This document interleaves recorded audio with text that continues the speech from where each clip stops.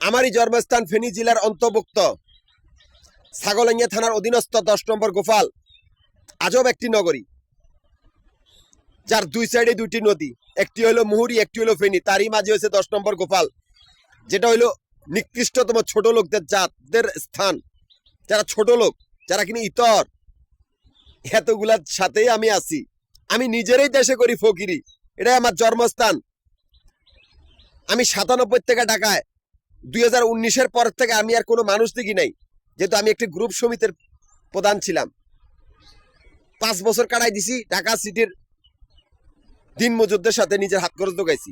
আর 2 বছর আমার নিজের জন্মস্থানে, যেখানে কোনো মানুষ নাই। যুদ্ধ দেখেছি কতগুলি ইতর আর বেকুব আর বেয়াদব, যেখানে বাউয়া গুড়ে লাউয়ার মতো, বেশ্যা গুড়ে জনজনি বাজায়, বেজরমা গুড়ে সায়েন্সার মতো, অজাত গুলা কথা বলে ব্যাককল বা বেকুবের মতো,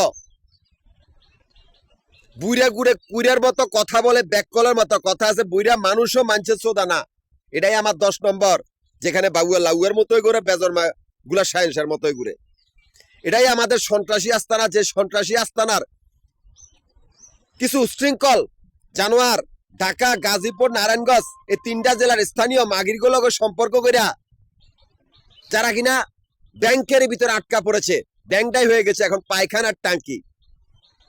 এরাই সেই মাফিয়া গ্রুপদের উৎপত্তি স্থল, যারা ঢাকা, গাজীপুর, নারায়ণগঞ্জের 3টা জেলার কতগুলি নিকৃষ্ট মাগির সাথে, স্থানীয় মাগির সাথে সম্পর্ক, যারা অবৈধভাবে ব্যাংকের ভিতরে ঢুকেছে সম্পর্ক করিয়া।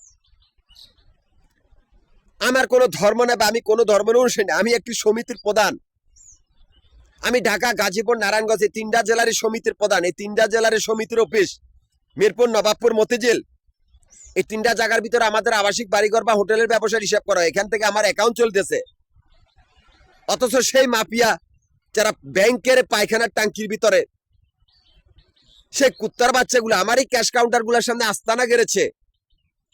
আমার এই ব্যবসা প্রতিষ্ঠানের কাগজপত্র চুরি করে, আমারই সমিতির গ্রুপের সদস্যগুলা খুন করে আমারই ক্যাশ কাউন্টারগুলোর সামনে আস্তানা গেড়েছে, যাতে আমি সেদিকে না যাই।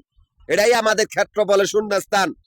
মাফিয়া গ্রুপের কুত্তার বাচ্চাগুলা আর কোনো দিকে পালাতে পারবে না, সব দিকে বন্দি, যেহেতু আমার বাহিনী আমানত।